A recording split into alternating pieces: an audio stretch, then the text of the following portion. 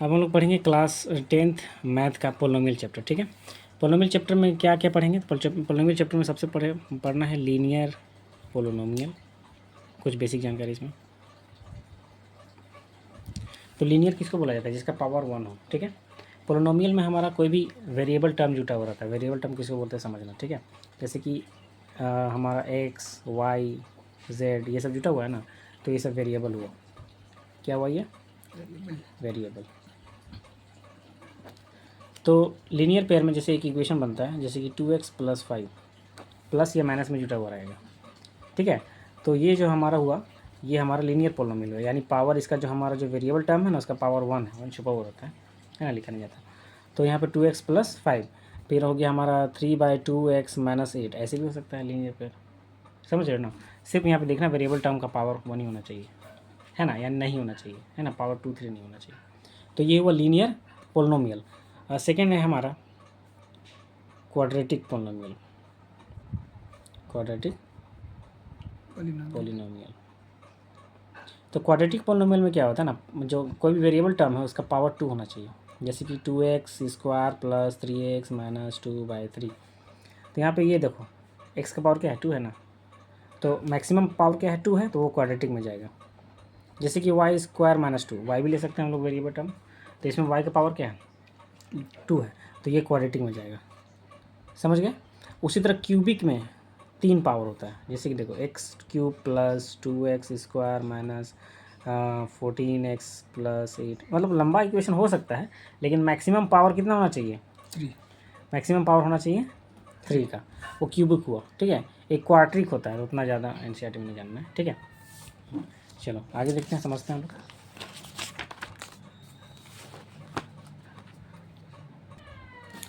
एक छोटा सा क्वेश्चन देखो जो कि एक्सरसाइज में है। जैसे कि मान लो ये हमारा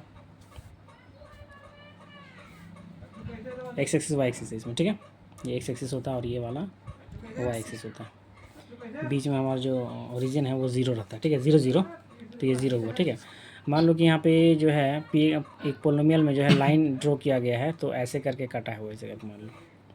ठीक है, तो इसमें पी एक्स का वैल्यू चाहिए हम लोग को। क्या चाहिए? पी एक्स का वैल्यू। पी एक्स का वैल्यू कितना है? तो ये कोई हार्ड क्वेश्चन नहीं है ना, और एमसीक्यू में दे सकते हैं एग्जाम में। इसमें देखना है कि ये जो हमारा एक्स एक्सिस है, एक्स एक्सिस में ये जो कर्व है, कर्व टाइप का जो दिख रहा है लाइन, वो कितने बार काटा है? 2 बार। तो यानी कि पी एक्स का वैल्यू 2 हुआ।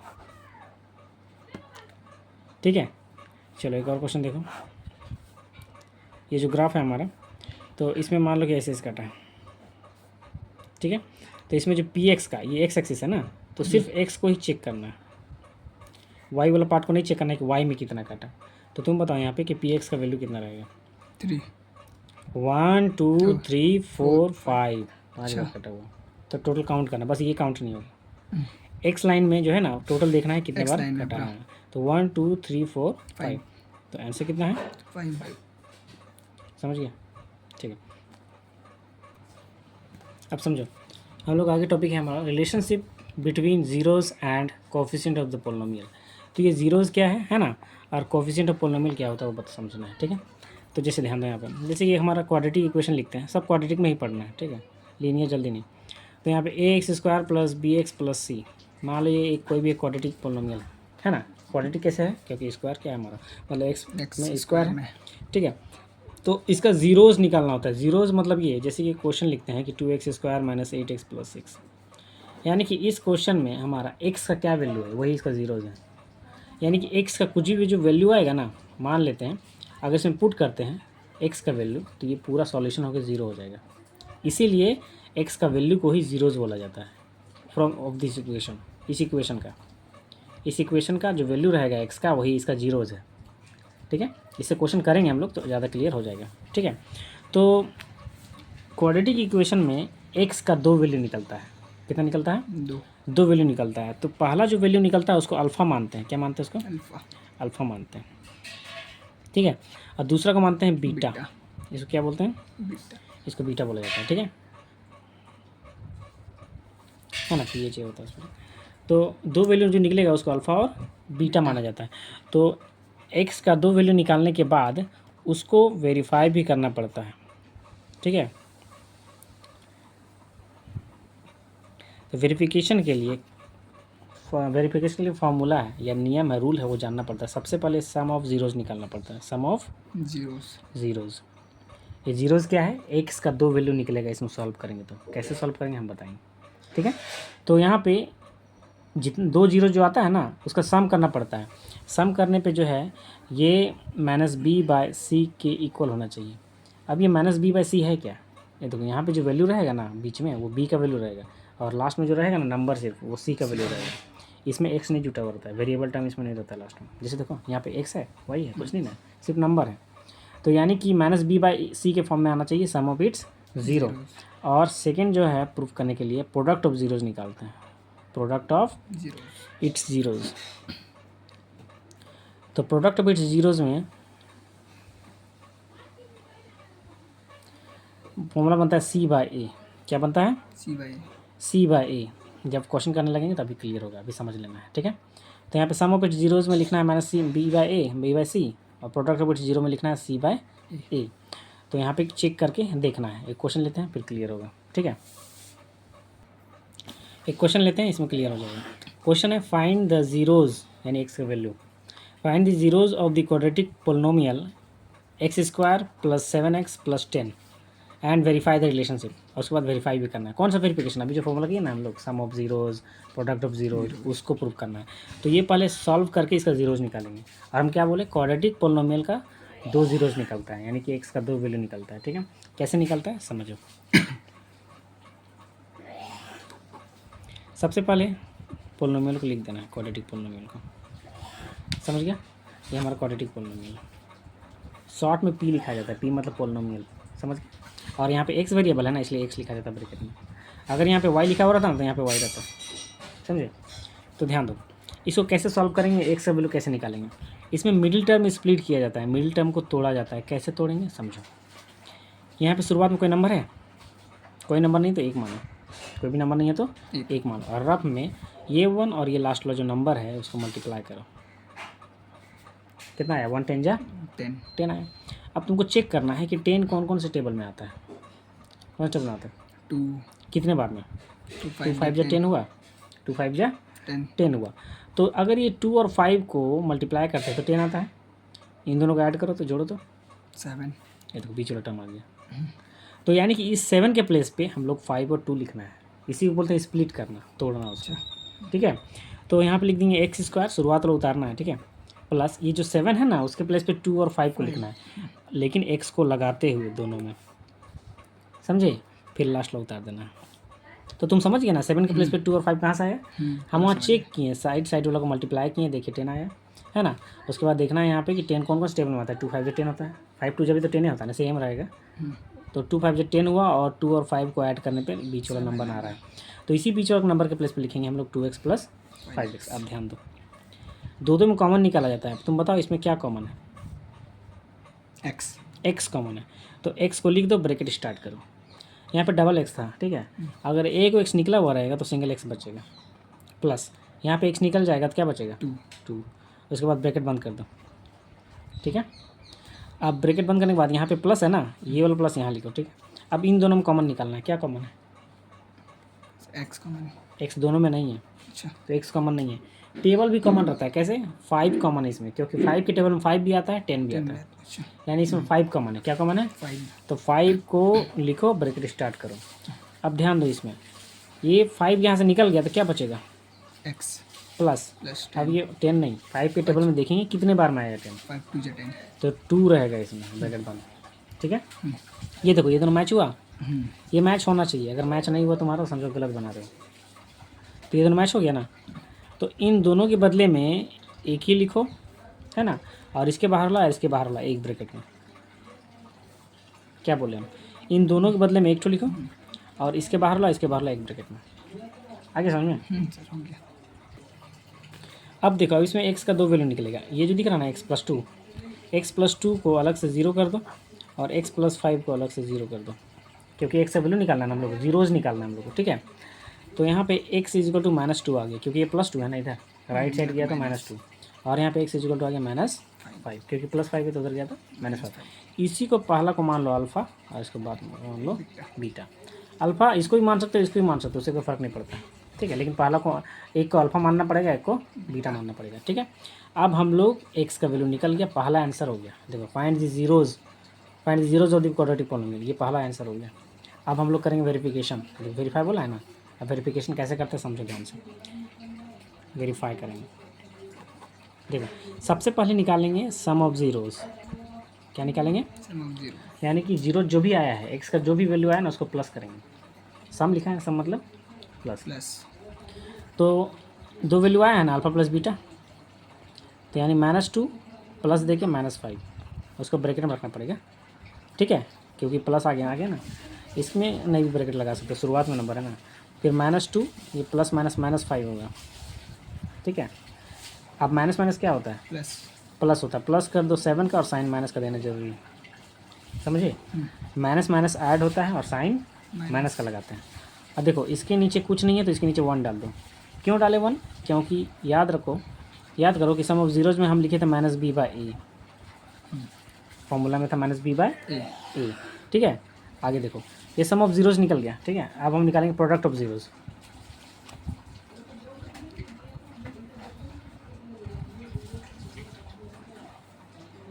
प्रोडक्ट ऑफ जीरोज़ में क्या करते हैं, दोनों को मल्टीप्लाई करते हैं। अल्फा और बीटा जो भी आता है ना उसको हम लोग मल्टीप्लाई किया जाता है। तो यानी कि -2 और -5 को मल्टीप्लाई कर देंगे, समझे। 2 5 से कितना हुआ? 10 हुआ। नहीं -10 नहीं, ये माइनस माइनस प्लस हो गया। अच्छा, डबल माइनस है ना, तो क्या हो गया? प्लस। इसके नीचे 1 मान लो। क्यों? क्योंकि इस प्रोडक्ट ऑफ जीरोज़ का फॉर्मूला क्या होता था? c/a। ठीक है, अब यहाँ वेरीफाइड हो गया। वेरीफाइड कैसे हुआ सब बताते हैं। वेरीफाइड यहीं पे वेरीफाइड लिख सकते हो, वेरीफाइड इसीलिए लिख सकते हो। यहाँ पे ध्यान दो, वेरीफाई कैसे हुआ सब बताते हैं। यहाँ पे देखो, यहाँ पे नीचे क्या है? ए के प्लेस पे ए के सीट में कौन सा नंबर है? 1। और यहाँ पे क्या है? ए के सीट में कौन सा नंबर है? 1। यहाँ पे शुरुआत में ए होता है, देखो वो ए के प्लेस पे 1 है। ठीक है, और यहाँ देखो बी के प्लेस पे सीट में क्या है? 7। देखो बी के प्लेस में 7 है और सी के प्लेस में 10 है ना। सी के प्लेस में क्या है? 10, तो यहाँ पे 10 है। तो इस तरह वेरिफिकेशन होता है, समझा। और ये जो यहाँ पे साइन दिख रहा है ना माइनस का, यहाँ पे माइनस का, ये माइनस माइनस प्लस हो जाएगा, तो यहाँ प्लस तो है ही। तो इस तरह वेरिफिकेशन होता है, बस यहाँ करके तुमको छोड़ देना है। क्वेश्चन है फाइंड द क्वाड्रेटिक पोलिनोमियल। हम लोग को क्वाड्रेटिक पोलिनोमियल इसमें निकालना है। And the sum and product, sum और प्रोडक्ट जो है हुज जीरोज़ का यानी 2 जीरो जो निकलता था उसका सम दिया हुआ है -3 और प्रोडक्ट दिया हुआ है 2। सम दिया हुआ -3, ठीक है, अब प्रोडक्ट दिया हुआ है 2 रिस्पेक्टिवली, मतलब लगातार, जैसे सम है -3, प्रोडक्ट है 2। ठीक है, तो हम लोग क्या निकालना है? Quadratic polynomial. तो तुमको पता होना चाहिए क्वाड्रेटिक पोलिनोमियल क्या है। ये क्वाड्रेटिक पोलिनोमियल क्या होता है?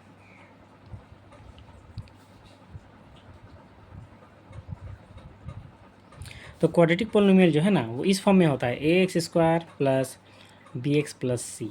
यही क्वाड्रेटिक पोलिनोमियल, यानी इस फॉर्म में तुमको बनाना है इसका यूज़ करके। ठीक है, कैसे बनाते हैं समझो। यहाँ पे दिया हुआ है सम ऑफ ज़ीरोज़, तो उसको लिखेंगे सम ऑफ ज़ीरोज़। ठीक है, सम ऑफ ज़ीरोज़ दिया हुआ है -3, क्या दिया हुआ है? -3। और ये प्रोडक्ट ऑफ ज़ीरोज़ है, क्या है वो? Product of zeros. कितना दिया हुआ? 2। समझ गया। तो यहाँ पे सम ऑफ ज़ीरोज़ दिया हुआ है -3, तो सम ऑफ ज़ीरोज़ का फॉर्मूला याद है तुमको? ये होता है -b/a। क्या होता है? -b/a। इसके नीचे 1 मान सकते हैं हम लोग, कोई नंबर नहीं है तो। और प्रोडक्ट ऑफ ज़ीरोज़ का फॉर्मूला होता है c/a, इसके नीचे कोई नंबर नहीं है तो 1 मान लो। ठीक है, आप समझो ध्यान से। हम लोग निकालना है, पहले लिख लेते हैं। यहाँ पे ए जो है, ए के सीट में कौन सा नंबर है?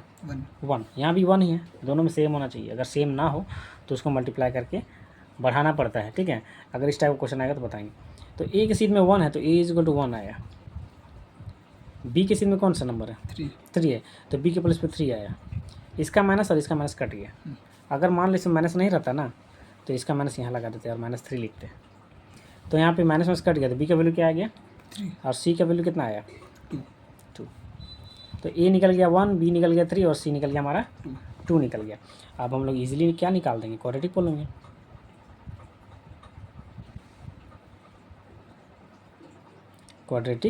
पोलिनोमियल।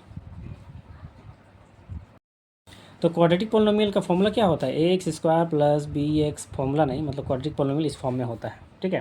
क्या होता है, a x square plus b x plus c. तो यहाँ पे ए कितना है, बैठा दो 1 एक्स स्क्वायर, 1 छुपा हुआ रहता है ऐसे, है ना, 1 नहीं लिखा जाता है, 1 तो है ही नंबर, ठीक है। प्लस बी कितना है 3, तो यहाँ पे 3 लिख दो, एक्स भी लिख दो, प्लस सी के प्लस पे 2 बन गया आंसर ये, ठीक है। यानी कि जो वैल्यू निकला ना उसी को इसमें पुट कर देना है। तो 1 लिखा नहीं जाता है, 1 लिख दो तो गलत भी नहीं होगा, है ना। ए एक्स स्क्वायर हो गया, प्लस बी के प्लेस पे 3 लिख देना है, और सी के प्लेस पे क्या लिख देना है 2। ये बन गया हमारा क्वाड्रेटिक पोलिनोमियल। क्वेश्चन है, find a quadratic polynomial whose the sum and product of whose zeros are -1/4 and -1 respectively। यानी कि ये जो 1/4 है ना, ये दिया हुआ सम, और ये जो प्रोडक्ट ऑफ जीरोज है ना वो दिया हुआ -1। इससे हम लोग को बनाना है क्वाड्रेटिक पोलिनोमियल। अब ध्यान दो, यहाँ पे गिवन है हमारा सम ऑफ जीरोज दिया हुआ है, sum of zeros, sum of zeros है 1/4, ठीक है। सम ऑफ जीरोज का फॉर्मूला क्या होता है, 1/4 माइनस बी बाय ए होता है, ठीक है। अब लिखेंगे and product of zeros,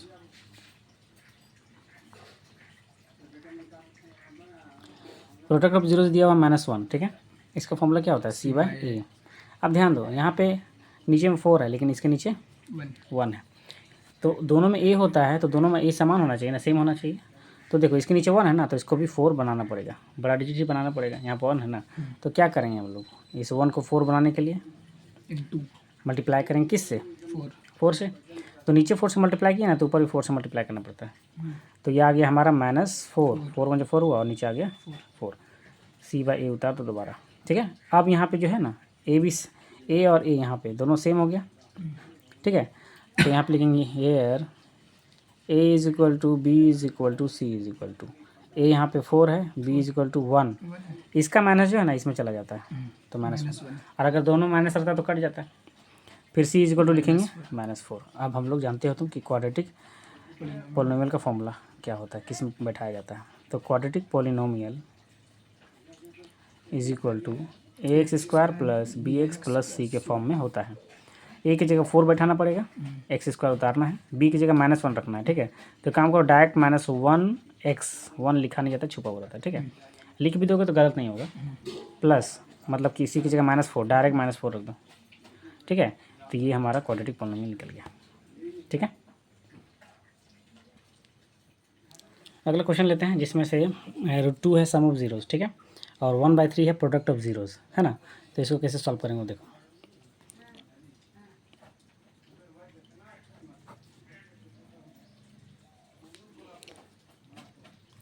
sum of zeros जो है वो दिया हुआ है √2, ठीक है। इसका फॉर्मूला क्या होता है, -b बाय, ठीक है। एंड प्रोडक्ट ऑफ जीरोज कितना दिया, 1/3, ठीक है। इसका फॉर्मूला क्या होता है, c/a। अब ध्यान दो, इसके नीचे 1 हो गया लेकिन इसके नीचे 3 है, और दोनों में a सेम करना हम लोग को, यहाँ भी a है यहाँ भी a है, तो सेम करना पड़ेगा। यानी कि इस बार हम लोग को पहले ही मल्टीप्लाई करना पड़ेगा, पहले वाला ही कम है, कितना है 3 होना चाहिए ना नीचे।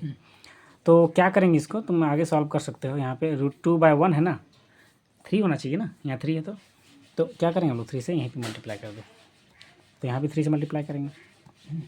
तो यानी कि ये 3 से जब मल्टीप्लाई होगा तो √6 मत लिख देना, डायरेक्ट होगा 3√2, सटा हुआ रहेगा, क्योंकि इसमें रूट है, इसमें रूट है, इसमें रूट नहीं ना है, तो इसीलिए जब मल्टीप्लाई होगा तो 3√2, ठीक है। बाय नीचे 3 आ गया। अब जो है वो नीचे सेम हो गया, यहाँ 3 हो गया, यहाँ भी 3 है, ठीक है। बी यहाँ पे हमारा 3√2 है, माइनस यहाँ आएगा, और सी कितना है, C1 1 हो गया। तो लिख देंगे यहाँ here a is equal to B is equal to C is equal to, तो a आ गया हमारा 3, b इज इक्वल टू हो गया 3√2, साइन यहाँ माइनस का लगाना पड़ेगा, ध्यान देना इसको, माइनस साइन छूटना नहीं चाहिए अगर है तो, और c हो गया 1। Therefore quadratic polynomial is equal to ax square plus bx plus c। a की जगह 3 रखना पड़ेगा, b की जगह क्या रखना है, -3√2, -3√2, x है तो x डाल दो, प्लस c कितना है 1, हो गया आंसर। आगे समझ में।